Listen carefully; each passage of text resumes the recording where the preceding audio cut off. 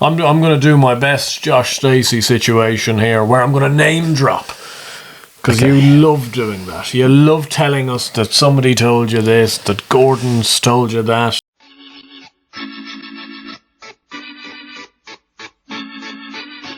Welcome back to the Let's Talk Racing YouTube channel in association with Racing TV for what is going to be the final video on the LTR YouTube channel for the 2022 to 2023 season, and it's going to be a Punchestown 5-day, day-by-day preview. A great video to finish the season off, but just describe this season in a few words. It's been fantastic, an awful lot of growth for the channel, which has been superb. It's taken us to places I didn't think we'd ever get to. The Look on Sunday couch, the getting to Cheltenham and people recognising us. It's been very surreal, really, but it's been fantastic. We obviously started this season, the two of us in different countries. We're now in the same place, talking racing all the time. And have you preferred it or not? Well, some days are great, some days are not so great. The fantastic thing that I suspect viewers will enjoy is that we debate and we disagree, like we do in the videos, on just, a Tuesday at dinner time over a little spaghetti ragu. You're certainly not cooking that, though. Holy smokes.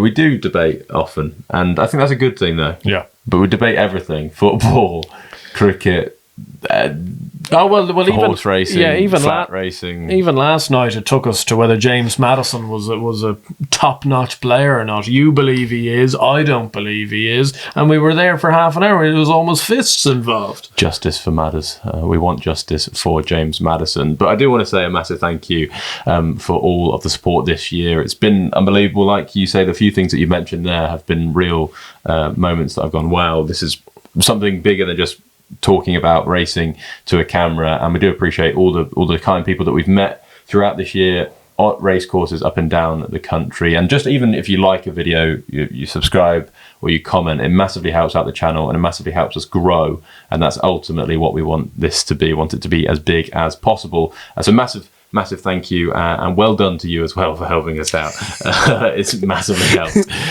But let's talk about the racing at Punchestown, because I've got 5 days to finish off the season with. I know we've got Sandown on Saturday, but we're not sure who's going to run, and we're going to be away midweek, so we're not going to be able to talk about that card. But we've got 5 great cards to look at, and the first is on Tuesday. And I think the one thing that we're going to be talking about maybe a couple of times in this video is where will Impere Pass and Facile Vega run, because Statement obviously went up in trip last year. Do we think one's going to run over 2, one's going to run over 2.5? Yeah, you'd think they'd keep them split up. I'm going to do my best Josh Stacey situation here, where I'm going to name drop. Because you love doing that. You love telling us that somebody told you this, that Gordon's told you that Salvador Ziggy's been laid out in the middle of October. Great information. But I was on a call with Ruby Walsh earlier today, wrote to Punchestown coming out on Monday in between races of Pontefract for Racing TV followers and subscribers. Only, unfortunately. But at the same stage, he said that I think if Marine Nationale was going to be in the race, they would have thrown Impere Pass at him and seen where the two of them lie in terms of ability. But as Marine Nationale's not running, I think they're going to just stick to the supreme horses, Facile Vega, Diverge, Illet et Tomp. I think they'll all run against each other again. The vibes do seem to be that Facile Vega is still the horse that works the best, that maybe is the best.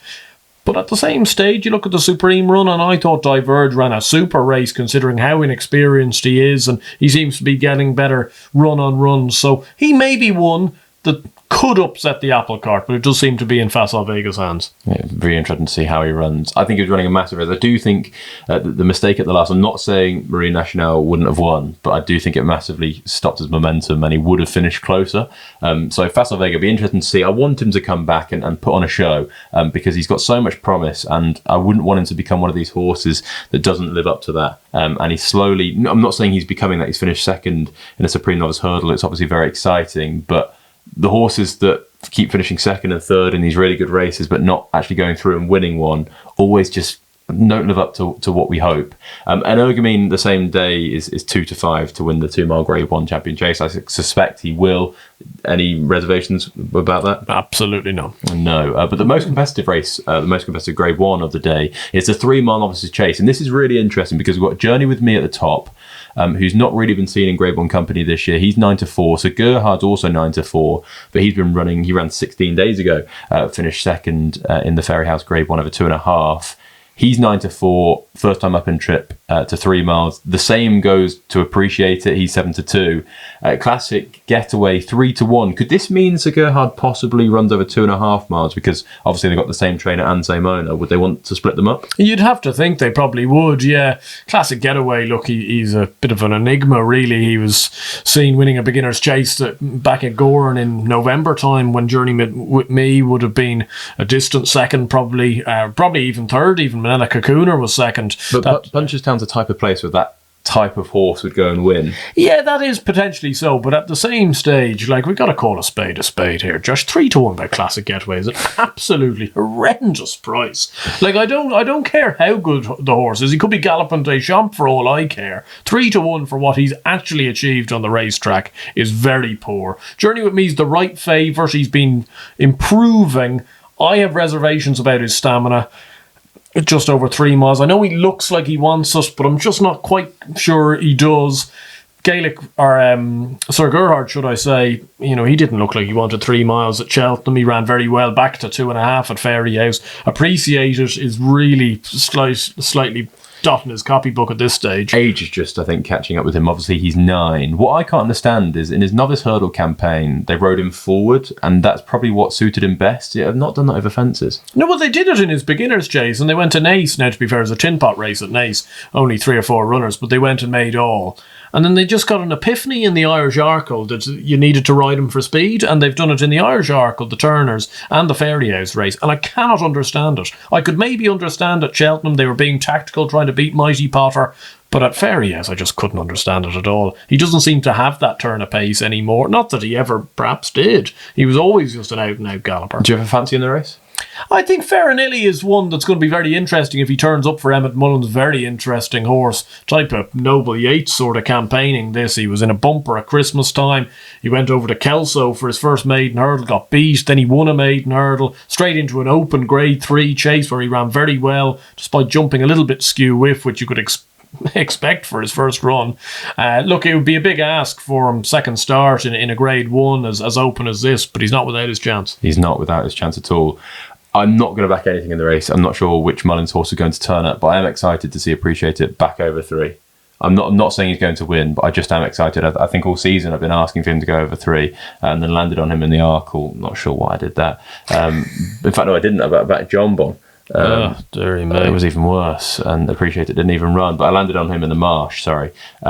Excited to see him over 3. I think he is a 3-miler. Wednesday, moving on to Wednesday, and another competitive Grade 1 is a 3-mile novices hurdle. Gaelic Warrior, rightfully so, 7-4 favourite, I think, in this. Back right-handed, ran a huge race in the Ballymore, finishing second. Sandor Clegane, 4-1, 3-car Bragg, 5-1. Before we go on to the rest of the runners, they're both obviously in the auction hurdle as well. Do you think either of them will run there? I would highly doubt it. I suppose they have to go and enter in it because they qualify for it, less than 40 grand purchases and very good horses for that type of money as well. I think if Xander was to run at Punchestown, it would be in the Grade 1. Just have a bit of a reservation. I think you'd need the ground to stay soft. If it is, I think they'll take their chance.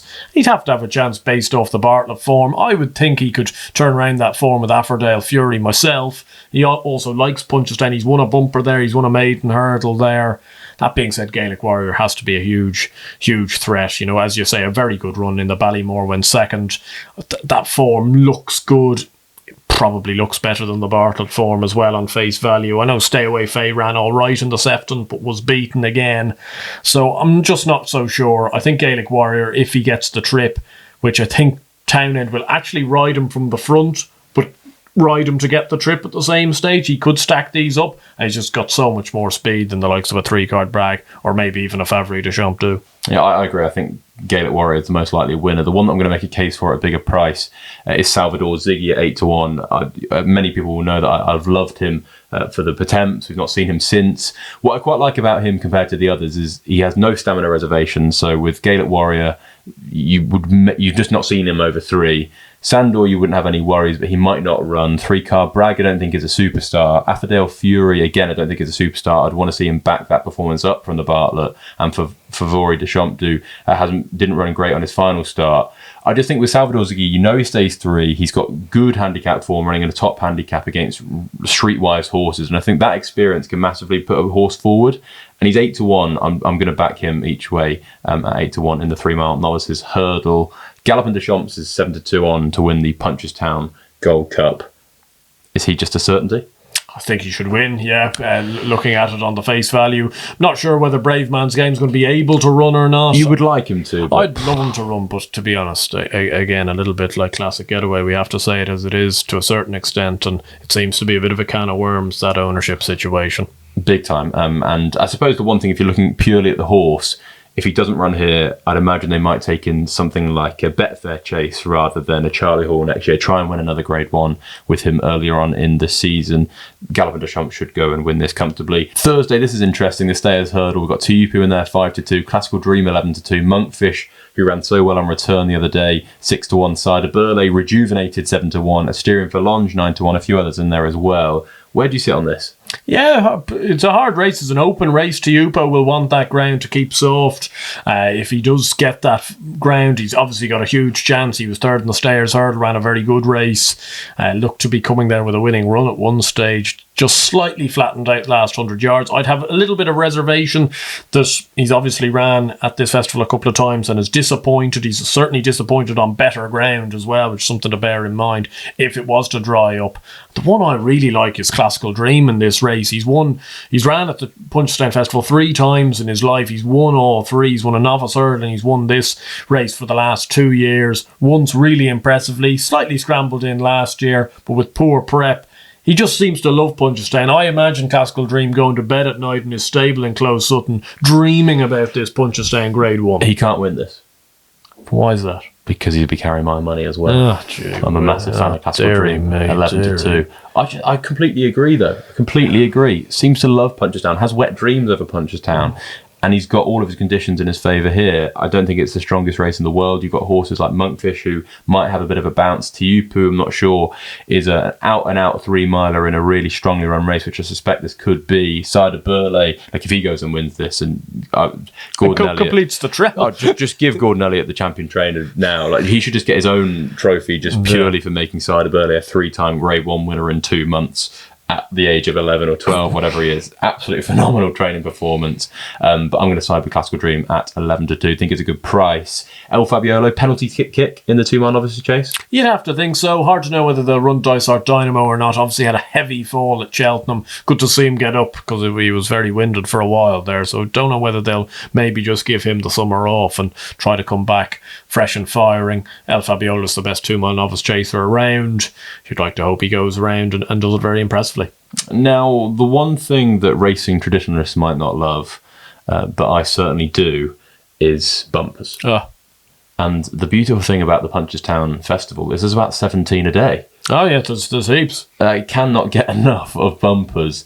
And I did want to talk about 3 bumper horses that I'm excited just to see again. I'm not saying I'm going to back them, not saying they're going to win their race, but I'm excited to see these 3 again. That's because they didn't run at Aintree, they didn't run at Cheltenham, and one of them is King of Kingsfield. I know I've been barking on about him all year. I just think they continue to enter him in these Grade 1 races. He didn't run at Cheltenham. They must think the world of him, and he's just disappointed on his last start. I just want to see him again. And then a close bit of form with Quantum Storm and Ballyburn. Quantum Storm trained by Gordon Elliott, owned by Bective Stud. Ballyburn trained by Willie Mullins, owned by Ronnie Bartlett. Both of them finished 1-2 in a bumper a couple of months ago. And I was told a couple of weeks before that this Quantum Storm was a serious horse, very, very exciting, one of Gordon's better bumper horses this year. And Ballyburn did plenty wrong in that race and still beat him. I suspect both will come on plenty for it.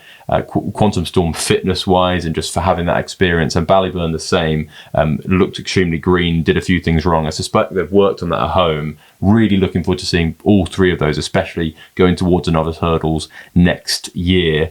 Friday then comes along and we've got the 2-mile champion hurdle. Stateman 4-7, Vauban 5-1, Pied Piper 7-1. I wouldn't often back an odds-on shot heavily, but is possibly State Man at 4-7 a decent price? I think so, yeah. It's currently 7 or 8 entries. I can't see any more than 4 turning up in this race, to be honest. And I think his biggest threat is going to be Vauban, a horse that, based on all-known form this season, he holds pretty easily. I don't think he was at his best in the Champion Hurdle when second, because I think he'd beat third and fourth by further on a real going day, but at the same stage Constitution Hill could beat him by further if he actually was pushed out in any way. So he's just one of those horses. They'll want another grade 1 into him. He deserves to go out and win this race and kind of crown himself, I suppose, as by far the leading Irish 2-mile hurdler, as much as, unfortunately for connections, that hasn't led them to any fruit when it comes to the Champion Hurdle picture itself. The other grade 1 novice hurdle is the one over 2 miles and 3 furlongs, won last year by State Man in Perry Pass, Facile Vega. We suspect Facile Vega will go to the other one, which means in Perry Pass will go here. Is Champ Kylie now going back right-handed in any better way, or has any chance of beating in Perry Pass? No, I wouldn't say so. That at the same stage, he'll have a very good chance of coming second, Champ Kylie. He ran a super race in the Ballymore when he hung right, jumped right, did a lot wrong, still finished third. This Imperi Pass is very good, though. He's very good. And I actually see the race potentially working out in a very similar respect to how the race did last year, where Paul Townend's probably sitting away in behind, letting Champ Kylie go on, letting a few of the other Gordon Elliott and other protagonists go forward, and really it's potentially a press button job. It certainly looked like that in the Ballymore. He scooted clear on the inside and went clear in a flash, and if he's going to be a Champion Hurdle horse or an Arkle horse or wherever, which way he's going to go down next year, he'd probably want to be winning this race, and I see no reason to suggest why he wouldn't. Racing on Saturday to preview next, and the 2 mile 3 Mares Hurdle comes. We've got Love Envoy in there, Echoes in Rain, Brandy Love, a few others in there. Anything you like in particular? I didn't think I'd ever say this after the Cheltenham run, because I was a little bit... I went off her going into Cheltenham and she didn't run well at Cheltenham, but I'm going to give Brandy Love one more go in this race. Just don't know why I say it. Love Envoy was a very good second in the Mares Hurdle. She's gone well up in my estimations. At the same stage, you can't get away from the fact she was given a tremendously canny ride by Johnny Burke, and I don't believe that's going to happen again, where these jockeys are going to be sitting in behind, just allowing him dictate and not doing anything about it. I think there was a few questionable rides in the Mares Hurdle that day. We've seen even with the likes of a Marie's Rock, who ran a deplorable race in the Mares Hurdle for no seeming reason, ran a super race in the 3 mile hurdle at Aintree and maybe just not getting home. So it just wouldn't surprise me if one of those horses, whether it's a Brandy Love or an Echoes in Rain, just performs well above what they did at Cheltenham. I've never liked Echoes in Rain myself. Just think she's a complete bridle horse. And Brandy Love, she beat Love Envoy at Fairyhouse last year very impressively. If she gets back to that form, she could take the beating in this. I'm going to go against you. Okay. With Echoes in Rain.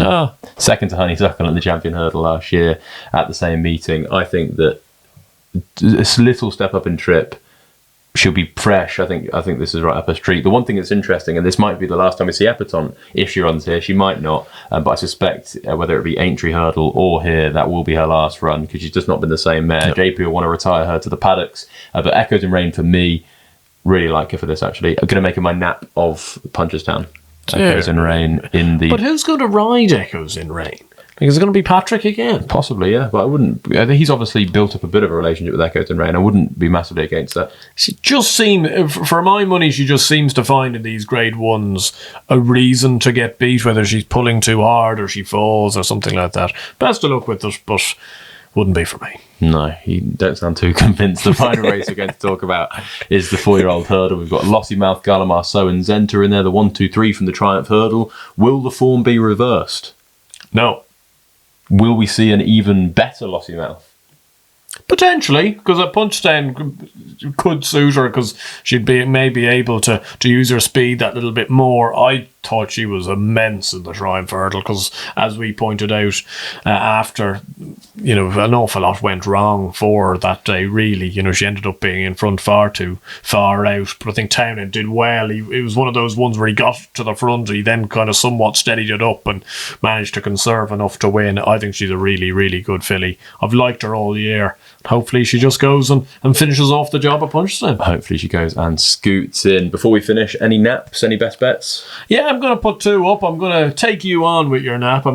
My next best would be Brandy Love in the Mare's Hurdle. I've gone completely loopy.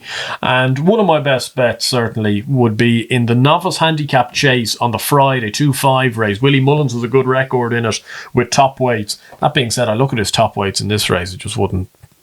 None of them really do it for me. It's James de Burley types horses. Not for me.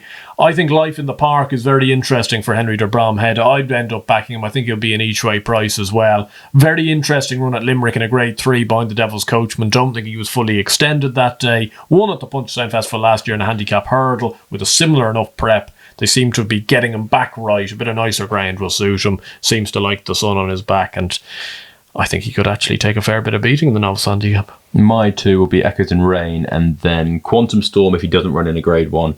I know he's entered in there, but I think if he runs in one of those... He gives me big Ginto vibes, Quantum Storm. Big old horse. Big old beast. Very, very smart. Excited to see him over hurdles next year. So Quantum Storm, one to keep on the right side of. He's going to be my best bet if he doesn't run in a really competitive grade 1. But obviously we don't know that yet. But massive, massive, massive thank you for all the support on the channel this year. We will be there on Wednesday and Thursday. If you are too, and you fancy a chat, come and say hello. We look forward to seeing you there. Do like this video, subscribe to the channel if you haven't already, and we'll see you next season.